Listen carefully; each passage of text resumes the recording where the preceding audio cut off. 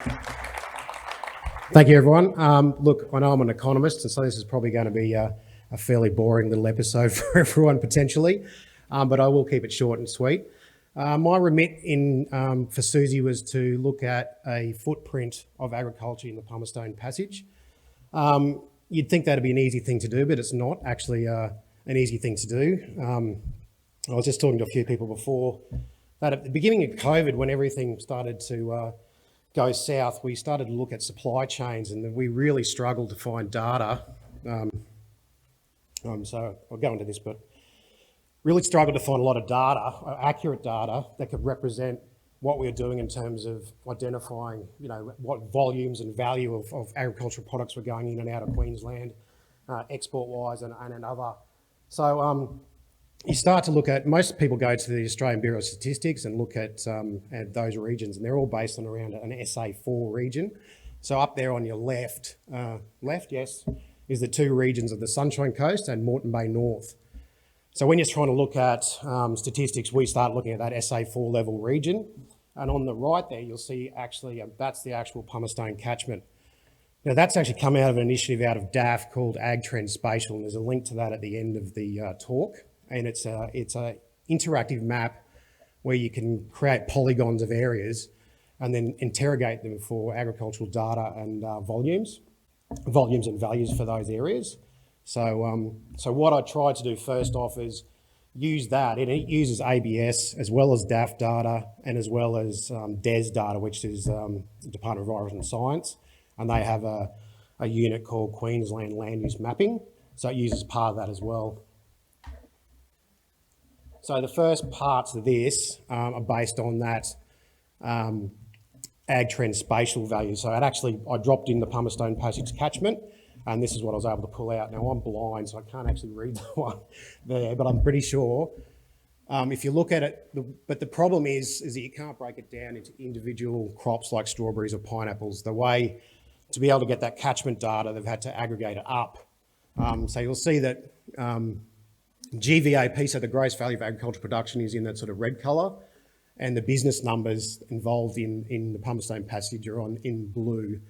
So you can see that poultry dominates in terms of the Pumicestone catchment, followed by perennial horticulture and intensive horticulture. So intensive horticulture is your strawberries, perennials is your macadamias, and pineapples are included in perennial horticulture as well.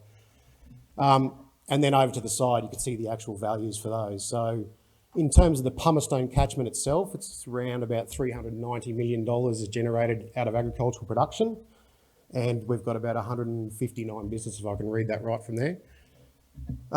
So that's what sort of Ag Trend Spatial can give you in terms of that sort of, so you can interrogate all sorts of different parts of Queensland with that.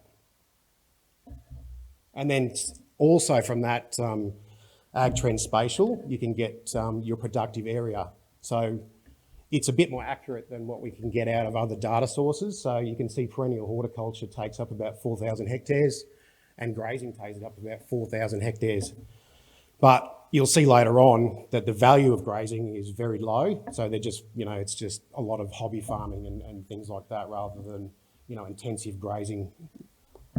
Then you've got perennial horticulture, which again takes in sort of the macadamias and avocados and pineapples, and seasonal horticulture, which is your strawberries and your annual vegetables. So that's about as far as you get with Ag Trend Spatial. You don't get down into that nitty-gritty of what crops where. So this goes back to ABS data that has been also enhanced with DAF data revisions. So we've gone back to industry to try and get more accurate figures to represent agriculture in the region, but we have to still keep it at that SA4 level region. So we've got Moreton Bay North and Sunshine Coast regions. So you can see in terms of horticulture, you've got macadamias is dominant in the Sunshine Coast, while followed by pineapples and strawberries, whereas in Moreton Bay North, this is my production area, Moreton Bay North, you've got strawberries seem to dominate more in that Moreton Bay North region. So this is the gross value of production for the SA4 level regions. So that's back to those ABS regions. So Moreton Bay North is in the green, and you can see that's where the strawberry starts to come in. So Strawberries by value in Moreton Bay North is an extremely important horticultural crop, followed by, whereas strawberries in the Sunshine Coast is a little bit less. And then you can see down the end, I've just put poultry and turf in there as a comparison to see what they would come up against in terms of horticulture. So that was just a bit of a snapshot of what goes on in that sort of Pumicestone area between Moreton Bay North and the Sunshine Coast. But one of the key things that we found in trying to work with once COVID hit was developing work around labour shortages. So we started a project 6 months ago. Once the supply chain thing started to slow down and we worked out things, and the supermarkets worked it all out, and things became a bit more normalised. And when we started new plantings of new crops, people started asking, where's the labour going to come from? So we started doing work 6 months ago on actually identifying labour shortages, and that's not an easy thing to do. Again, data is the key, and we found that the people who hold the data aren't necessarily the government. So we spent a fair bit of money trying to develop up these things, but we've actually gone away now. I've actually developed a website that actually holds around 250, 300 modelled economics agricultural commodities, like so pineapple farms and strawberry farms, and there's about 250 of them. And over the last 25 years, I've and my colleagues have developed sort of whole farm models that can identify picking and packing hours and growing hours and all those sort of things. So I've used all that knowledge, and we've built a database of, I think it's about, by region, by every crop, I think there was about 1,000 lines of data.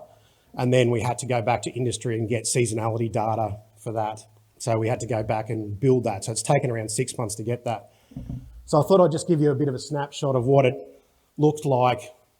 Again, we had to do it by ABS for this one, but I will give you, it will be a public dashboard that will be put out by the government, so everyone can go along and interrogate it and find out at an SA2 level. So SA2 level gets down to like, say in the Moreton Bay North region, will be Wamuran. So you could pick out Wamuran and look at strawberry labour demand for Wamuran or something like that.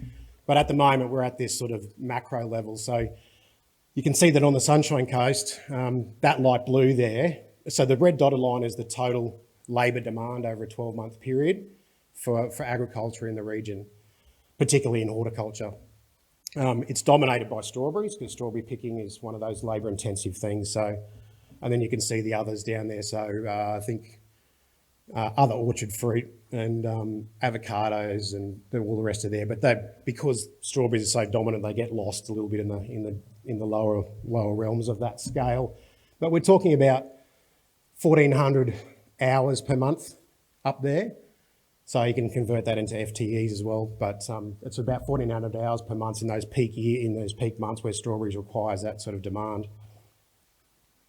Same with Moreton Bay North. Moreton Bay North even more so, because strawberries dominates everything. So the graphs look a little bit funny down the bottom, but there is actually demand. There is actually labour demand there, but it's dwarfed by strawberries.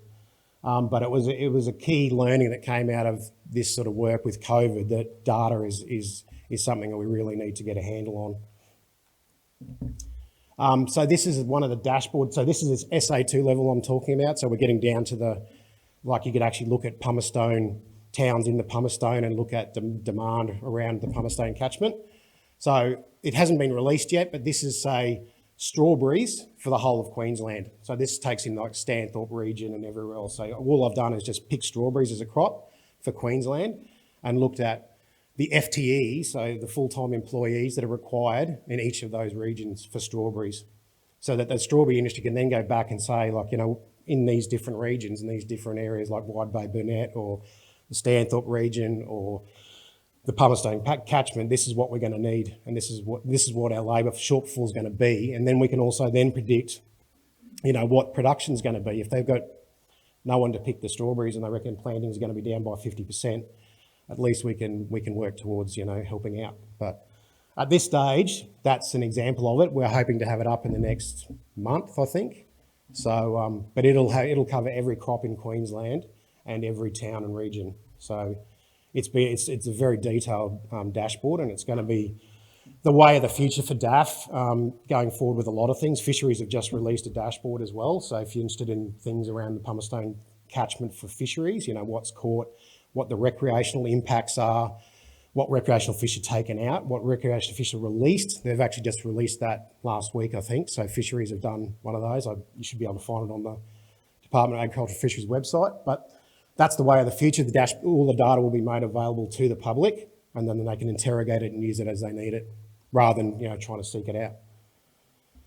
So that's pretty much it from me. I've included some links there that I think everyone's got available to the talks. So AgTrend Spatial is the one that I showed you that you could actually drop the Pumicestone catchment in there and interrogate it, and you can draw your own economic reports and value and agricultural production reports. You've got AgBiz is where all the economic models are held for all the different crops across Queensland. And the AgTrends data dashboard, which will become available shortly. It's not active at the moment, but it will be shortly. So thank you very much.